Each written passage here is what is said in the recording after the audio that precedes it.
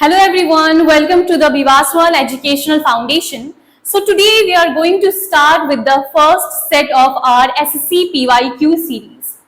आज की क्लास में हम लोग टोटल 20 क्वेश्चंस करने वाले हैं। जो 20 क्वेश्चंस होगा ये आपके लिए बहुत ज्यादा बेनिफिशियल होने वाला है। अगर आप CGL, CHSL, MTS का एग्जाम के लिए प्रिपेयर कर रहे हो तो ये क्लास आपके लिए बहुत ज्यादा बेनिफिशियल होगा। तो चलिए स्टार्ट करते हैं विद आवर first question.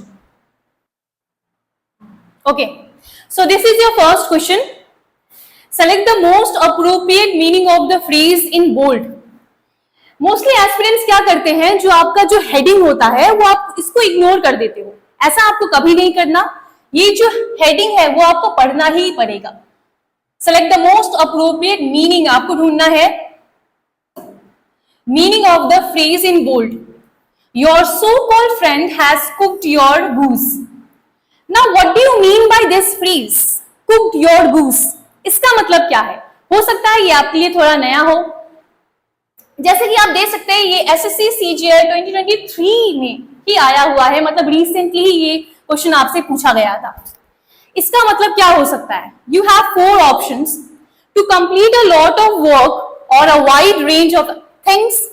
यानी आप एक बार में सभी काम को एक बार में कंप्लीट कर रहे हो। When something develops completely and reaches maturity when a child becomes an adult. Fine. To spend a lot of time and energy but achieve nothing. To interfere with, disrupt or ruin something for someone. Cook your goose, इसका मतलब होता है, सबसे पहले तो ये जानते हैं goose का मतलब क्या होता है। goose का मतलब होता है Goose is a bird, a large bird. कोई जो भी large bird होता है उसे हम क्या बोलते हैं? Goose बोलते हैं। तो large bird को क्या किया जा रहा है? Cook किया जा रहा है। Cook your goose. मतलब अगर आप अपने ही किसी सामान का या फिर अपने ही किसी इंसान का नुकसान पहुंचा रहे हो किसी और के लिए, तो उसे हम क्या बोलते हैं? उसे बोला जाता है cooked your goose. Fine? तो यहां पे देखते हैं ऐसा कुछ कहां पे लग रहा है? To complete a lot of work? नहीं। When something develops completely? No. To spend a lot of time? No. Answer was to interfere with, disrupt और रूइन समथिंग फॉर समवन। ठीक है, अगर आप किसी के लिए किसी चीज का नुकसान पहुंचाते हो तो उसे हम बोलते हैं cooked your goose. So your answer is option number 4। Fine. Let's move on to next question, which says select the option that can be used as one word substitute for the given group of words. An often imaginary place of utter perfection and happiness. An often imaginary place. एक ऐसा imaginary place. What do you mean by imaginary place? Place का मतलब क्या होता है? एक ऐसा जगह। Imaginary place. What do you mean by imaginary place? एक ऐसा जगह जो एग्जिस्ट ही नहीं करता, एक ऐसा जगह जो हम शायद सपनों में ही इमेजिन कर सकते हैं, सपनों में ही देख सकते हैं, उसे क्या बोलते हैं? Imaginary place. इमेजिनेशन है। तो आप थोड़ी देर के लिए ऐसा रियलाइज करो या फिर ऐसा कुछ सोचो कि एक ऐसी जगह जहां पे सब कुछ परफेक्ट है, सब कुछ परफेक्ट है एंड सभी लोग क्या है? सभी लोग बहुत ही ज्यादा हैप्पी है। एक ऐसा इमेजिनरी प्लेस जहां पे सब कुछ अच्छा है, वहां पे कुछ भी खराब नहीं है, कुछ भी यहाँ पे क्रिमिनल एक्टिविटी नहीं होता, कोई भी बुरे लोग नहीं होते, सब कुछ जहां पे अच्छा खासा चलता है, सब कुछ जहां पे अच्छा होता है। क्या बोलेंगे उसे? Inferno, dystopia, euphoria, another one is utopia. This question बहुत बार आपको ये क्वेश्चन देखने को मिला है।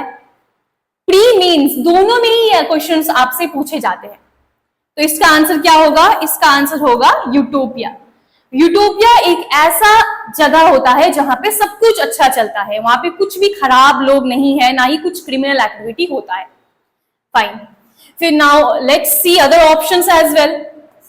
हो सकता है अब अब जब भी आगे वाला एग्जाम होगा उसमें हो सकता है कि इसमें से कुछ क्वेश्चंस पूछ लिए जाए, तो बाकी सारे ऑप्शंस को जानना भी जरूरी होता है। तो पहला ऑप्शन बोल रहा है inferno. Now what is inferno? Inferno का मतलब होता है फायर, आग लग जाना, एक्सट्रीम लेवल पे फायर, तो उसे बोलते हैं इन्फर्नो।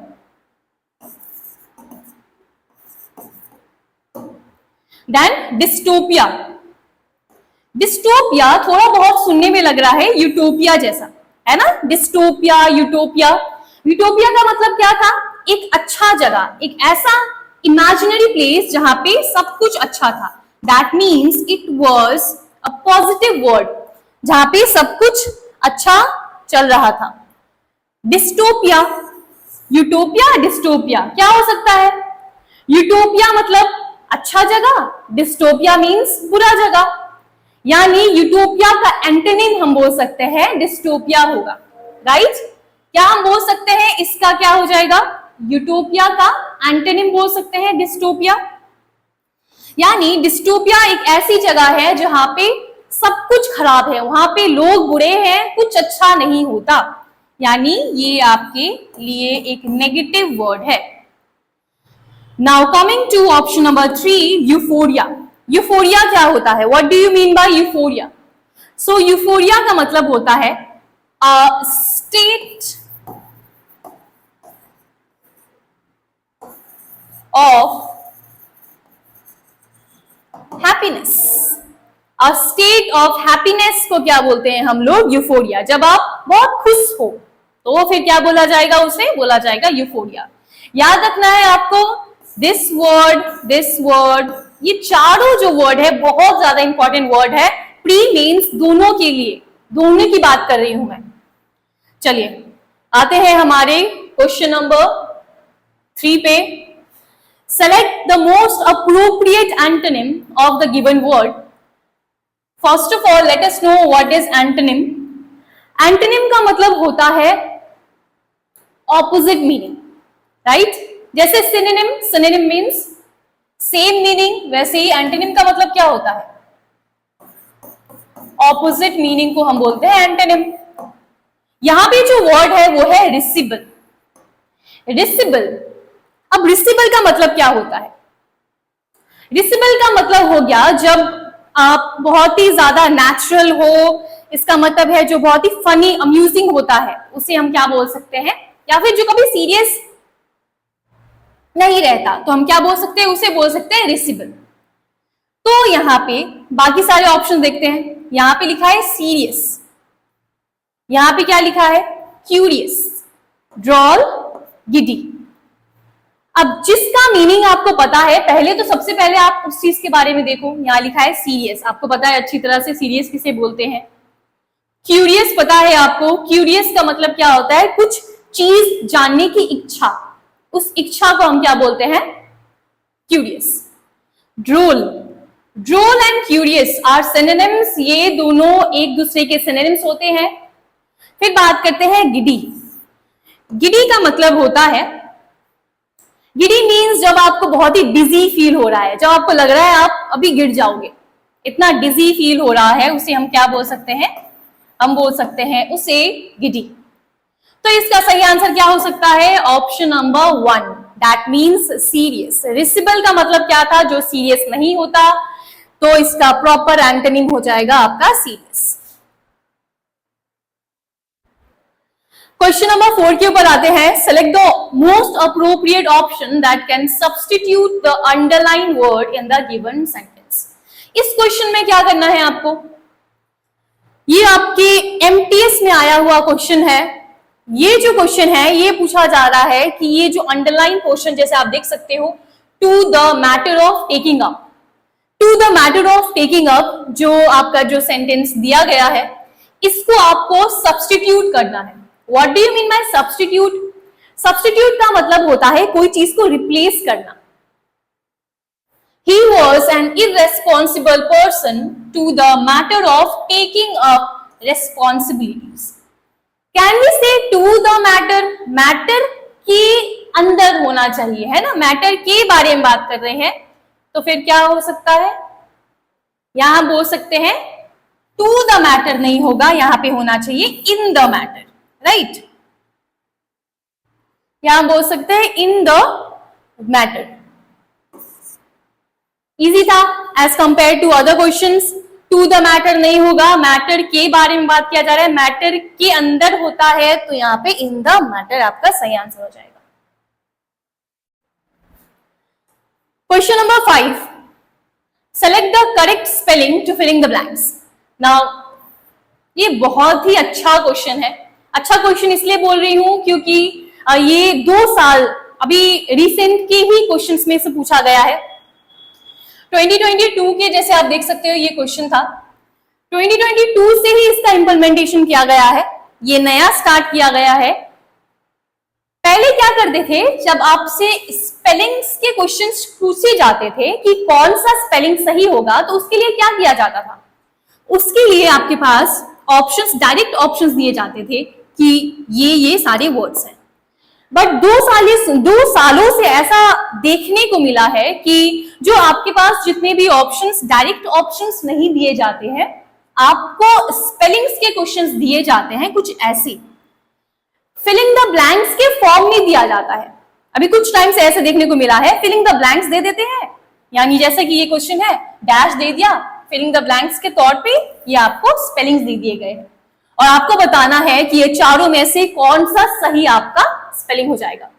रेपकशन ही यहां पे आएगा, लेकिन आंसर क्या होना चाहिए, रेपकशन का स्पेलिंग क्या होता है, option number 2। Question number 6, select the most appropriate synonym of the underline word. Synonym क्या बोला था मैंने, क्या होता है सिनोनिम, तो सिनोनिम का मतलब होता है same meaning, right. Similar meaning को हम क्या बोलते हैं, सिनोनिम बोलते हैं। So I will strive to win the race, इसका आपको बताना है सिनोनिम। चलिए देखते हैं, आपके पास 4 ऑप्शंस हैं। स्ट्राइव का मतलब क्या होता है, स्ट्राइव का बेसिकली मतलब होता है कोई चीज की आप, जैसे आप ट्राई कर रहे हो, आप एग्जाम दे रहे हो, आप अटेम्प्ट करते हो, आप कोशिश कर रहे हो, उसी को हम बोलते हैं स्ट्राइव करना। So I will strive to win the race. जब भी आपको वर्ड मीनिंग नहीं पता चल रहा है, तो एसएससी में सबसे अच्छी बात ये होती है कि डायरेक्ट वर्ड नहीं भी दिया है तो आपको सेंटेंस के तौर पे दिया जाता है ना, सेंटेंस दे दिया गया है।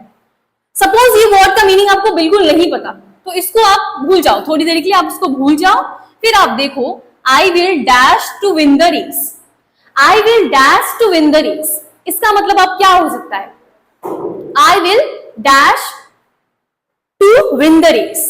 अब मैं रेस जीतने के लिए क्या करूंगा, कोशिश करूंगा, यही हो सकता है, कोशिश करूंगा। कोशिश कहां पे लिखा हुआ है, यहाँ पे कोशिश है ऑप्शन नंबर 4 में। So option number 4 will be your correct answer.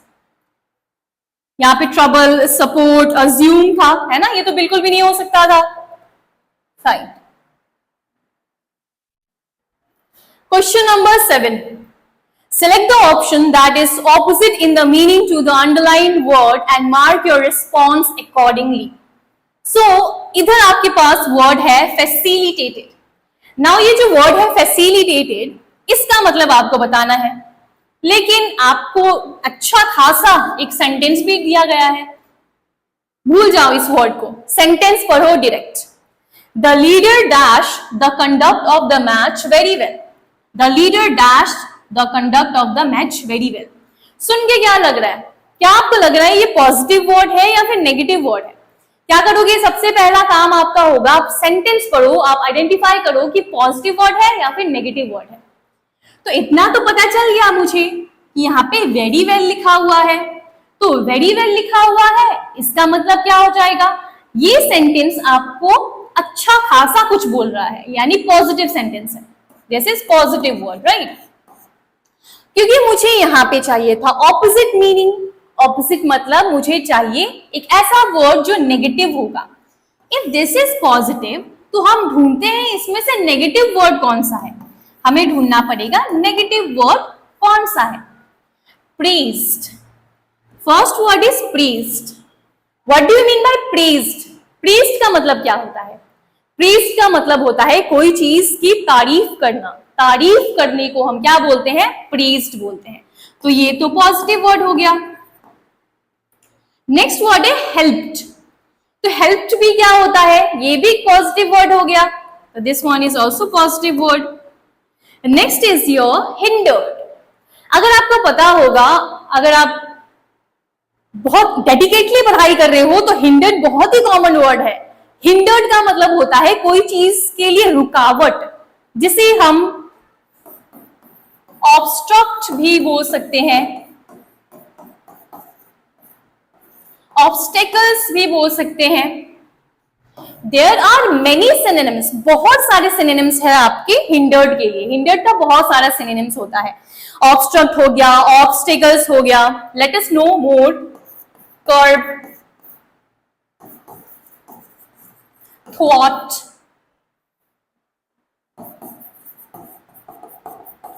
throttle, restrict, right, stop।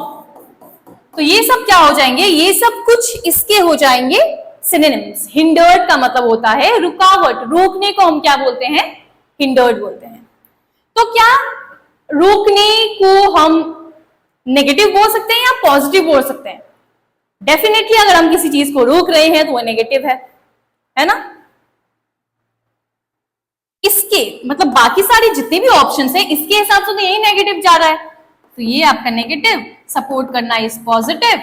सो 4 में से 3 तो ऐसे वर्ड थे जो पॉजिटिव थे, तो आपका आंसर क्या हो जाएगा? ऑप्शन नंबर 3 हो जाएगा।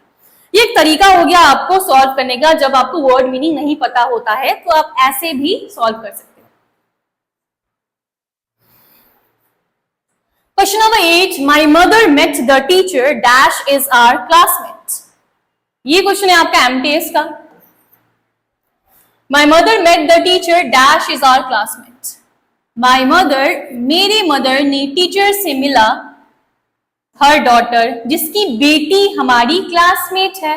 जिसकी बेटी, जिसकी के लिए क्या यूज करते हैं? क्या हम द यूज करते हैं? हर यूज करते हैं? क्या होना चाहिए answer?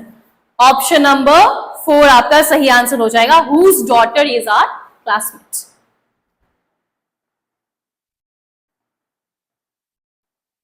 Question number 9, choose the alternative which best expresses the meaning scapegoat. Now what do you mean by scapegoat? Scapegoat का मतलब क्या होता है?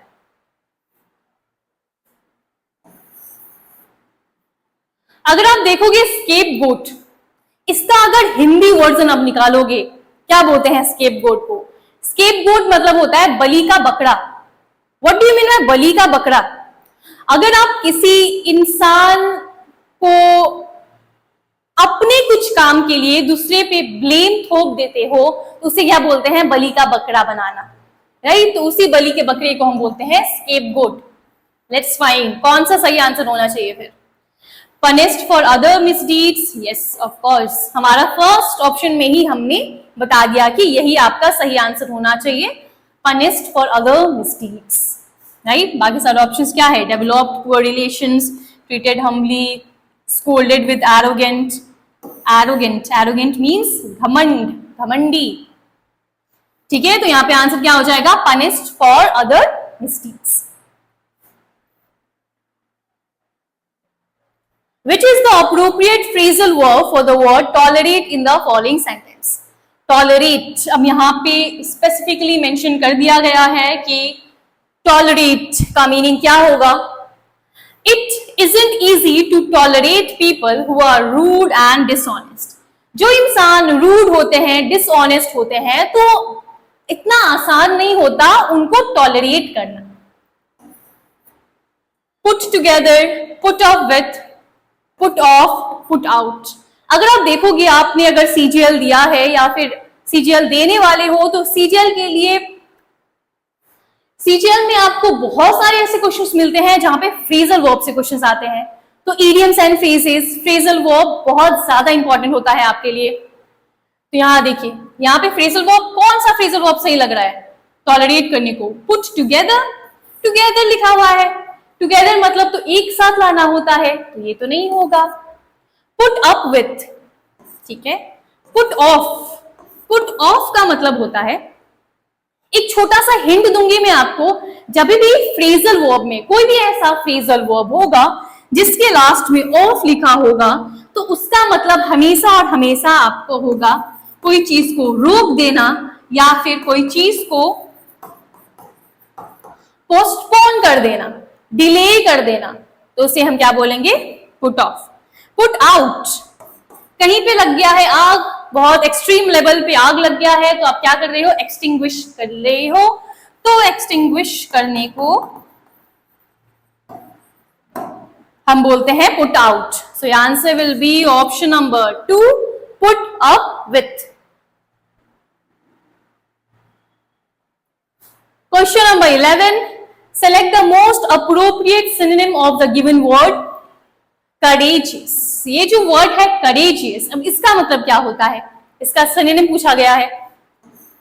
courageous का मतलब होता है जो बहुत ही ज्यादा ब्रेव है, बहुत ही ज्यादा हिम्मत वाला है, उसे हम क्या बोलते हैं? उसे बोला जाता है courageous। तो ऑप्शंस देखते हैं, timid, gutsy, fearful, cowardly। क्या हो सकता है इसमें से? अब देखो चारों वर्ड को देखो एक बार। मान लीजिए ना कोई वर्ड आपको वर्ड मीनिंग नहीं पता, तो एक बेस्ट तरीका मैं आपको बताती हूं, जब वर्ड मीनिंग आपको नहीं पता होता है तो आप क्या करोगे? डायरेक्ट ना आप ऑप्शंस की तरफ जाओ, डायरेक्ट ऑप्शंस की तरफ जाओ। सपोज ये वर्ड आपको नहीं पता, करेजियस आपने कभी नहीं सुना, तो छोड़ दो, रहन दो, बाकी सारे ऑप्शंस की तरफ आइए। टिमिड, क्या होता है टिमिड? पॉजिटिव वर्ड होता है या नेगेटिव वर्ड होता है? Timid is a negative word. Gutsy is a positive word. Fearful is a negative word. Cowardly is a negative word. So चार में से तीन तो ऐसे वर्ड है जो नेगेटिव है, तो आपका आंसर क्या होगा? ऑप्शन नंबर 2 आपका सही आंसर हो जाएगा, और एक ही पॉजिटिव वर्ड था आपके पास, इसीलिए। ठीक है। अगर हम बात करें टिमिड के बारे में, तो टिमिड क्या होता है? टिमिड का मतलब होता है जो बहुत ज्यादा कमजोर होता है। कमजोर के लिए बहुत सारे सिनोनिम्स हैं जो आपको यूजुअली एग्जाम्स में पूछे भी जाते हैं, तो जान लेते हैं उसके सिनोनिम्स के बारे में। टिमिड के सिनोनिम्स हो सकते हैं weak, timorous,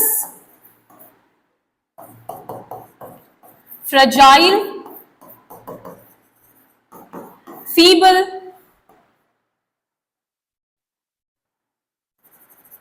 weak, timorous, fragile, feeble,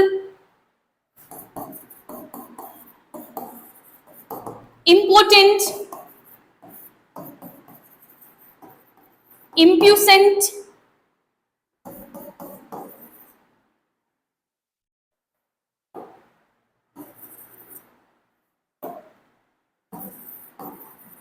delicate, right? ये सब क्या हो जाएंगे? या चिकन हार्टेड, ये सब हो जाएंगे आपके कुछ सिनोनिम्स ऑफ टिमिड। कुछ और भी होते हैं जो यूजुअली पता नहीं होता। एक होता है मार और एक होता है पनी। मार एंड पनी दो ऐसे वर्ड होते हैं जिसका मतलब कमजोर भी होता है, जिसका मतलब होता है छोटा। छोटे को भी बोलते हैं छोटा एंड कमजोर, तो क्या बोलेंगे उसे हम लोग? मार एंड पनी। ठीक है।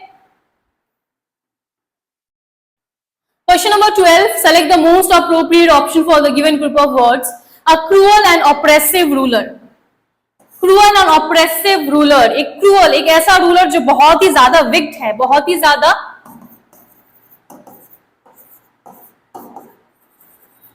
ज्यादा evil है, उसे क्या बोलेंगे हम?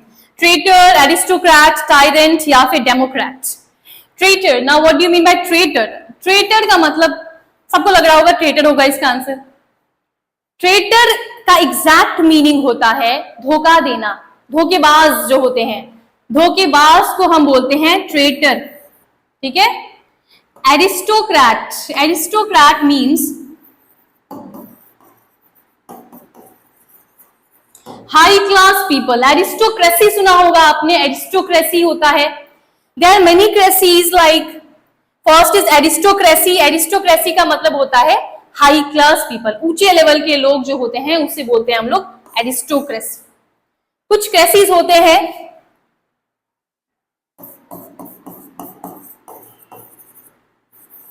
प्लूटोक्रेसी। तो प्लूटोक्रेसी फिर क्या होता है? प्लूटोक्रेसी होता है हमारा वेल्दी पीपल के बारे में जब बताते हैं, वेल्दी पीपल के लिए वर्ड यूज किया जाता है। एग्जाम में भी जनरली यही पूछा जाता है, वेल्दी पीपल, डायरेक्ट ये वर्ड आपको दिया जाएगा और फिर आपसे ऑप्शंस पूछा जाएगा, तो आंसर होना चाहिए प्लूटोक्रेसी। ठीक है। एक होता है ऑटोक्रेसी। ऑटोक्रेसी क्या होता है? जहां पे सिंगल इंसान रूल करता है, वन पर्सन जहां पे रूल करेगा। ऑटोक्रेसी जिसे हम बोलते हैं ऑटोक्रेट, राइट, डिक्टेटर बोल सकते हैं हम लोग, जो हिटलर था बोल सकते हैं इसे। इसमें क्रेसी तो नहीं आता, बट ये आपको पता होना चाहिए मोनार्की। मोनार्की का मतलब होता है जहां पे, मोनार्की का मतलब होता है जहां पे राजा या फिर रानी रूल करती है, किंग और क्वीन जहां पे रूल करते हैं। Next is your oligarchy, your oligarchy. इसका मतलब क्या होता है? जहां पे स्मॉल ग्रुप ऑफ पीपल जहां पे रूल करते हैं, small group of people, small group of people. Fine. Democrat हमें अच्छे से पता है क्योंकि हम खुद एक डेमोक्रेटिक कंट्री में रहते हैं, है ना? तो फिर आंसर क्या होगा? ऑप्शन नंबर 3 आपका सही आंसर हो जाएगा।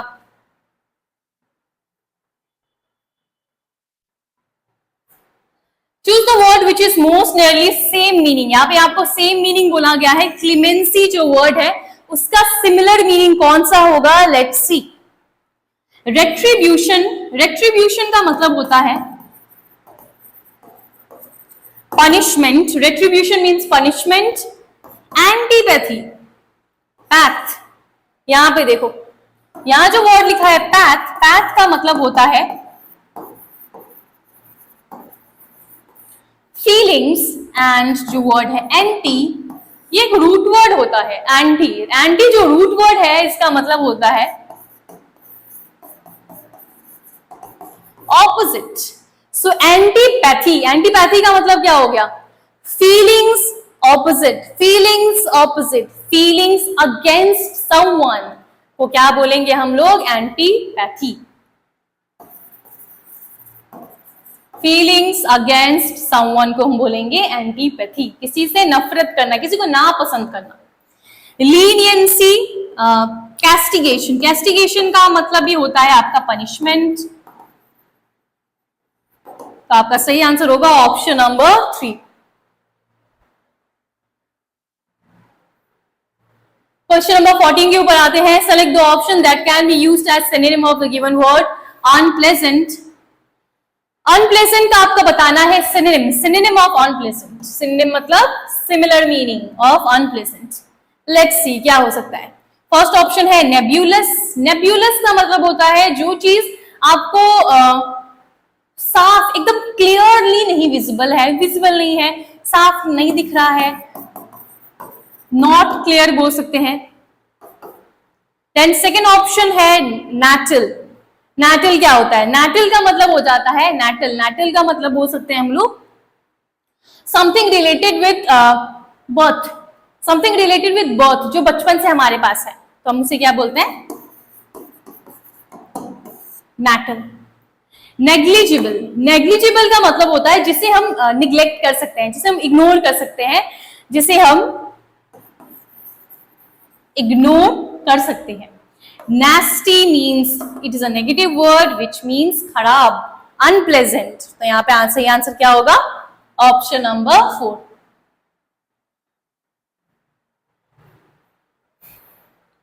In the following questions, out of the given alternatives, choose the one which best expresses the meaning of the given word, which is wrath. Now, wrath is a word. What do you mean by wrath? And it is a common word. Wrath. Wrath. You should know the meaning of this. wrath का मतलब होता है anger, गुस्सा करना, गुस्से करने को हम क्या बोलते हैं? wrath बोला जाता है। Choose the correct meaning of the following phrase या idiom, a snake in the grass। सुना होगा आपने a snake in the grass। मान लीजिए आप एक ग्रास में चल रहे हो, ग्रास में आप चल रहे हो और सडनली अचानक से वहां पे स्नेक आ गया और स्नेक क्या करेगा, आपको बाइट कर लेगा। बट आप तो अनअवेयर थे उस चीज के बारे में, आपको तो नहीं पता था कि वहां पे स्नेक है। तो वही चीज को क्या बोलते हैं, स्नेक इन द ग्रास। एक ऐसा इंसान जो आपके अराउंड ही रहता है, आपको लगता है वो इंसान सही है बट वो सही नहीं होता, वो आपको डस सकता है, तो उसे क्या बोलते हैं, धोखेबाज को। अ डिसाइटफुल और ट्रेचरस पर्सन, ठीक है, अ डिसाइटफुल, धोखेबाज को हम बोल सकते हैं snake in the grass. Question number 17, select the most appropriate option that can be used as a one word substitute for the underlined segment in the following sentence. The basketball player was a formidable opponent. जो basketball player था वो formidable opponent है because he was able to use both his left and right hands equally well. So यहाँ पे underline किया गया है both his left and right hands equally well. आपके पास चार ऑप्शंस है, इक्विपॉइज्ड, डेक्स्ट्रस, एम्बीडेक्स्ट्रस, एम्बीवैलेंट।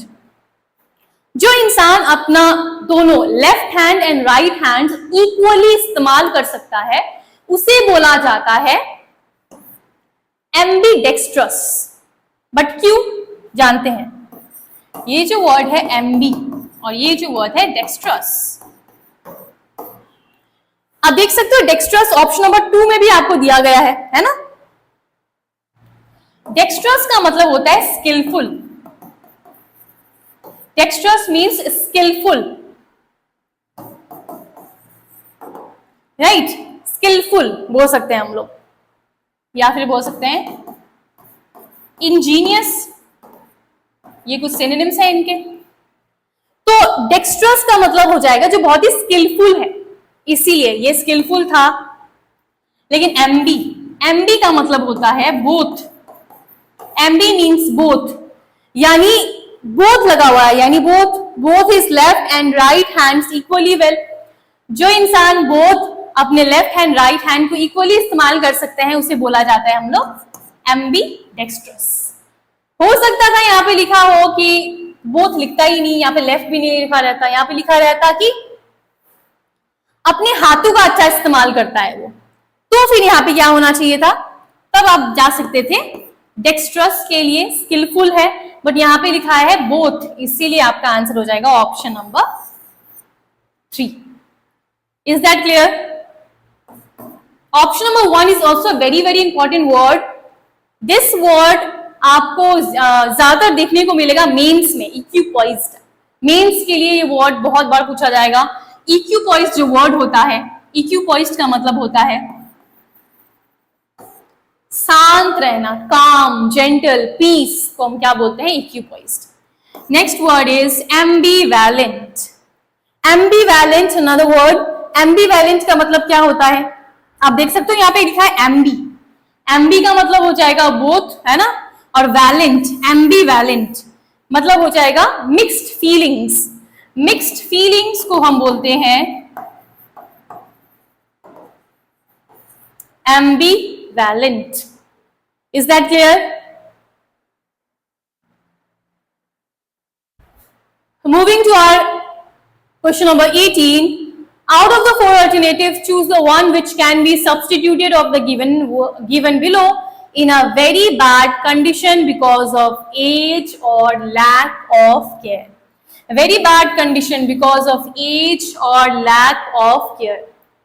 अगर किसी की हालत बहुत ज्यादा खराब हो गई है बिकॉज ऑफ उसकी उम्र and lack of care, because उसका केयर नहीं किया गया है और उसकी उम्र बहुत ज्यादा हो गई है, तो बहुत ही बुरे कंडीशन में है, तो उसे हम क्या बोलेंगे, उसे हम बोलते हैं ऑप्शन नंबर 1 डिलैपिडेटेड। डिलैपिडेटेड का मतलब होता है टूटा हुआ, इट मींस खराब हो जाना। टॉप्सी टर्वी, टॉप्सी टर्वी, टॉप्सी टर्वी का मतलब होता है कंफ्यूजन या फिर कंफ्यूज्ड हो जाना।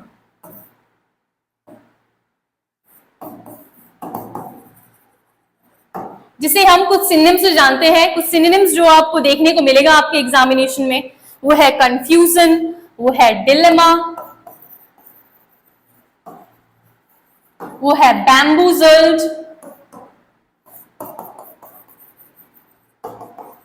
वो है फ्लमॉक्स्ड। ये कुछ सिनोनिम्स होते हैं जो आपसे पूछे जाते हैं आपके एग्जामिनेशन में। वेरीगेटेड, वेरीगेटेड मतलब होता है बहुत सारे कलर्स, बहुत सारे कलर्स, वैरायटी ऑफ कलर्स को हम क्या बोल सकते हैं, variegated. Fourth word is your invincible. Invincible का मतलब होता है, आपने एक सॉन्ग भी सुना होगा, एक सॉन्ग में बोलते हैं आई एम इनविंसिबल। एक इंग्लिश सॉन्ग है जिसमें बोलते हैं I am invincible.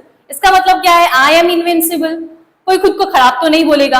I am invincible का मतलब होता है कोई मुझे हरा नहीं सकता, कोई मुझे तोड़ नहीं सकता, यानी मैं हूं अनबीटेबल। अनबीटेबल को क्या बोलते हैं, इनविंसिबल बोलते हैं। Question number 18, select the word which means the same as the following group of words. Mental disturbance caused by an illness. एक बीमारी की वजह से मेंटल डिस्टर्बेंस हो गया। डिलेमा तो अभी हमने डिस्कस किया था, डिलेमा का मतलब क्या था, confusion. Next word is delirium. Delirium is also synonym of dilemma. Discrepancy, discrepancy का मतलब क्या होता है, वही होता है जो आपसे क्वेश्चन में पूछा गया है, यानी इसका सही आंसर होगा डिस्क्रिपेंसी। ऑप्शन नंबर 4 भी देख लीजिए, diurnal. This word is very very important, तो आपको ये तो इसको स्टार मार्क करके रखना चाहिए ये वर्ड को, डियोर्नल। यहां पे 2 वर्ड होता है,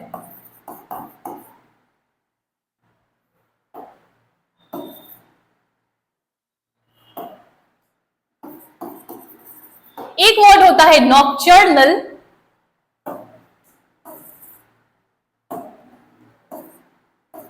एक वर्ड होता है नॉक्चर्नल और एक वर्ड होता है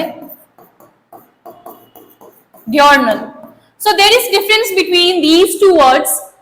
आपने नॉक्चर्नल जरूर सुना होगा। नॉक्चर्नल का मतलब होता है, आप ऐसे डिलीट कर सकते हो, एन लिखा हुआ है, यहां पे लिखा हुआ है D, N for night, D for day, यानी something related with night is known as nocturnal, something related with day is known as diurnal. जो दिन से रिलेटेड होता है उसे हम बोलते हैं डियोर्नल, जो रात से रिलेटेड होता है उसे हम बोलते हैं नॉक्चर्नल। सो यहाँ पे क्या हो जाएगा, कोई भी चीज जो दिन से रिलेटेड है उसे बोलते हैं हम लोग डियोर्नल।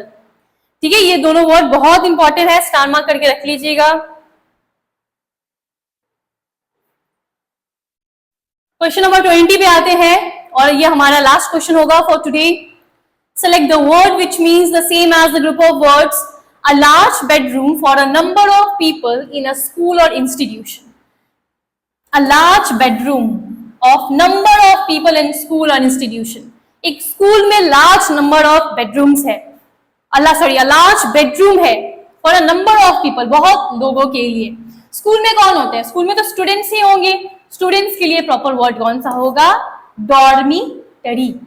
डॉर्मिटरी क्या हो जाता है, डॉर्मिटरी मतलब हो गया जहां पे स्टूडेंट्स कोई भी स्कूल में या इंस्टीट्यूशन में स्टूडेंट्स को रहने की जगह दी जाती है, उसे बोलते हैं हम लोग डॉर्मिटरी।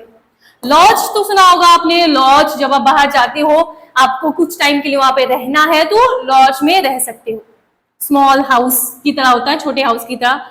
रेसिडेंस तो घर को बोलते हैं। हॉस्टल क्या हो गया, अब आप सोचोगे हॉस्टल भी तो यही होता है, स्कूल में ही तो रहते, स्कूल में तो स्टूडेंट्स ही तो रहते हैं हॉस्टल में, है ना। आप में से बहुत लोग जो हॉस्टल में रहा होगा, कभी आप भी रहते होंगे, है ना। लेकिन एक चीज हमेशा याद रखना है, डॉर्मिटरी आपका सही वर्ड होना चाहिए अगर आप बात करते हो स्टूडेंट्स को रहने की। अगर हम बात करते हैं हॉस्टल के बारे में, तो हॉस्टल आपका कोई भी ट्रैवलर्स के लिए भी यूज किया जाता है। ठीक है, जब भी हम बात करते हैं difference between these and these, then क्या होना चाहिए, डॉर्मिटरी आपका स्कूल रिलेटेड वर्ड होता है एंड हॉस्टल रिलेटेड होता है ट्रैवलर्स के लिए। हम बोल सकते हैं जो लोग घूमने आते हैं कहीं पे, उसको रहने की जगह दी जाती है, उसे हम बोल सकते हैं हॉस्टल। ठीक है, 4 ऑप्शंस में से अगर आपके पास ये ऑप्शन नहीं होगा, then you can answer this one. But अगर आपके पास ये भी ऑप्शन दिया गया है तो आप क्या आंसर करोगे? प्रॉपर आंसर होना चाहिए आपका डॉर्मिटरी। ठीक है, तो ये आपका 20 क्वेश्चंस कंप्लीट होते हैं। फिर नेक्स्ट क्लास हम लेके आएंगे जिसमें से हमारा पार्ट 2 स्टार्ट होगा ऑफ एसएससी सीरीज। सो इस चीज को आप जरूर रिवाइज करके ही रखना। जो चीज हमने पढ़ाया, बहुत कुछ एक्स्ट्रा इंफॉर्मेशन भी दिया मैंने, सिनोनिम्स एंटोनिम्स के बारे में बताया, तो वो चीज को भी आप ध्यान में रखिएगा। Okay, so thank you and have a good day.